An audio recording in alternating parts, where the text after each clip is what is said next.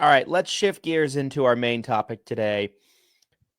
A topic that I'm a little bit in the dark of in terms I of the know. details of the 10 different agents. So this is going to be my first reaction to these topics Yes. as I well as the almost I audience. almost texted it to you, but then I was like, I don't want you to. I was like, I didn't want you to see it because I do. I Yes, enjoy this live part of it. reaction Yes. is always better Yes. as far as Yes. I'm concerned. So um, let's lean into this line of conversation, right? So 10 different types of agents.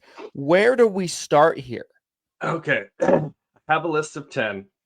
We might end up. I don't know how quickly we'll go through the list. Maybe this takes up the whole time. Maybe we get to the point where we're coming up with some additional types of agents. We'll find out. But Maybe we do this. Maybe we okay. do one at a time and dissect each one. Yes. Yeah, That's that's what probably I the way to wanted. Yeah, go. I wanted to I mentioned one and then we'll talk about it, and maybe there's people that pop into our head that we don't name and we laugh about. That always seems to happen as well. But so in no particular order, okay? No particular order, 10 different types of Medicare agents, or really this could probably be almost any insurance agent. I know some of these I was thinking life agents too, but the first one is the compliance cop. The compliance Of cop. course. Of Well, that one's course. clearly me. Yeah, exactly.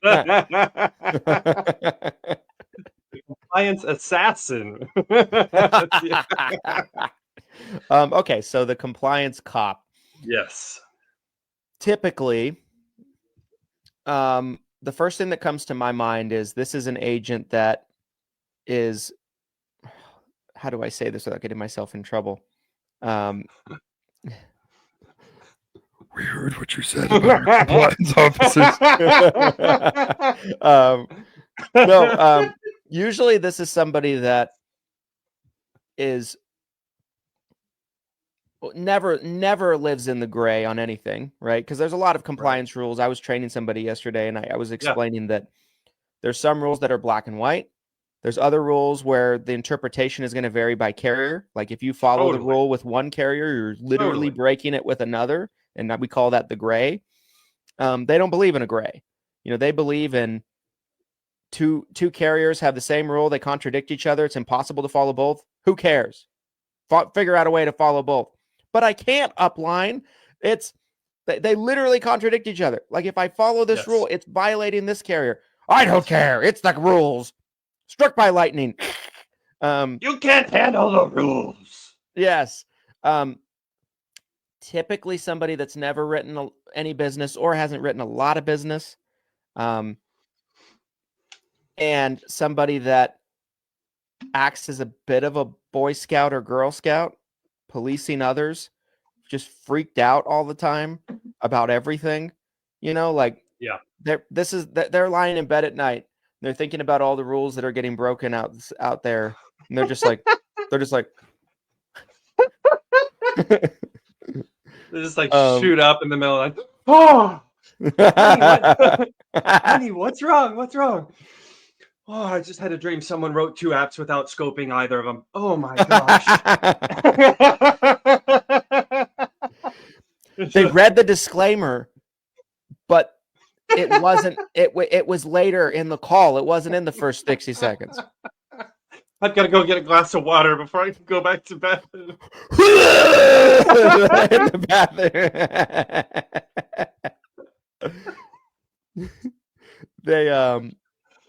They didn't record the call.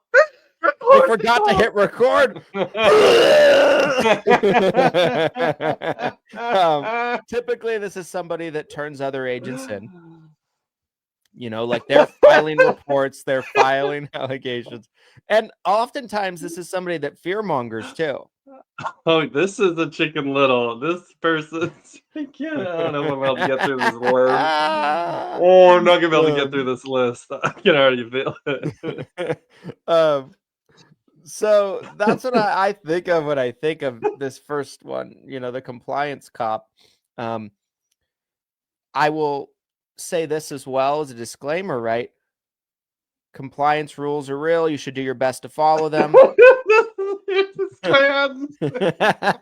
But that being said, the people that operate that way, they're turning people in. They're looking for like the most obscure little tiny violation, right?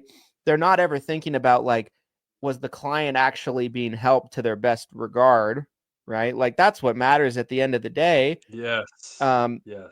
Your intent of the whole situation is the most important thing. They don't care about that. So while these compliance rules, they're a thing, you should try your best to follow them. This is a person that oftentimes, also something we haven't said yet, over-regulates themselves. 100%. And typically this leads to less production. That was the one thing I was going to add, is to no production. Less to no production. You don't often see someone who's obsessive about compliance who turns around and writes a ton of business at the same time. That's typically not the case. I love what you said about intent, because like, you think about murder, right? You murder someone. No, I'm serious though. You murder someone. I know where you're going with this. I think. Okay. You murder someone, you go to court. The penalty of your sentence is directly tied to the intent. Did you just hit them with your car? Whoops. Or was this someone you've been planning to kill for 20 years and they have proof that you've been plotting this for 20 years? Very different scenarios, right? And so I think intent's a big deal. I think it's a huge deal. And if you're trying to do your best, you want to make sure the beneficiary is being taken care of. The beneficiaries getting taken care of is like the number one thing. Like, the seniors need help. They need help. The vast majority of these seniors are so lost and confused.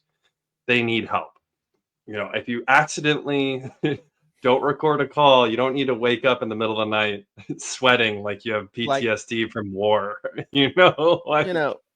Let's say you send a client a scope. You mark Medicare Advantage. You think that's what you're going to talk about. You end up talking about PDP. You forget to get a new scope.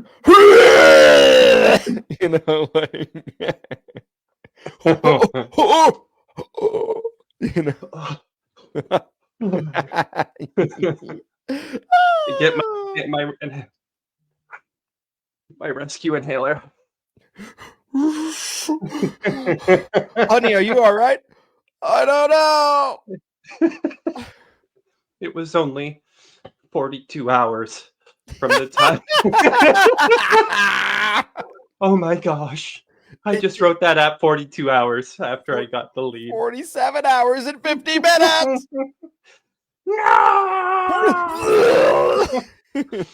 I terminated my license and pulled the app. I did the right thing. Okay. We gotta move on. We got 9 more. That was the first show on this one. I don't want to do anymore. I don't want to do the other 9. I want to stop at 1. And I'm assuming the one person in particular that comes to mind for you for that one as well. I'm assuming there's one person that comes top of mind. Obviously we're not going to say there's certainly a few, but there's definitely one that outweighs the rest. I'm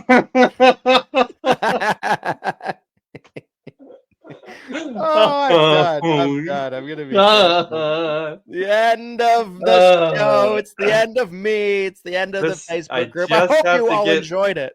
I just have to get through 30 minutes, and then I get the weekend off from this show. 30 minutes, Glenn, and then you get the weekend off from the show. This is a crazy fucking show. This is unbelievable. Okay, the next one on my list, the recruiter. The recruiter. So this is someone. I'll start this one off. This is someone, especially on the life side, they have never written a single app. They are driving around a car that they lease that they can't afford. They're talking about how incredible the lifestyle is. They're getting you to show up. It's got this MLM style feel. Hey, come to my house. I've got some friends coming over at 7. There's like chairs in a little semicircle. it's going to be a party, but it feels like AA when you get there. MLME feel. Yes. Yes. Talk to me about the recruiter. Talk to me. I mean, the recruiter, there's two different types of recruiters too. Like we could even split this into subcategory. Okay.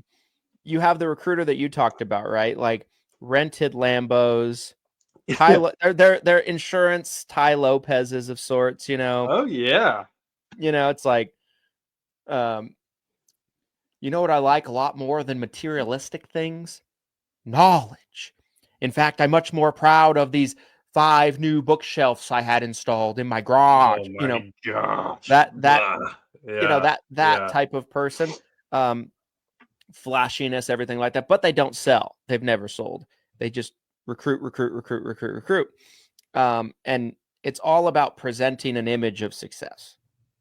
Then you have the other type of person that is kind of weaved in with number one.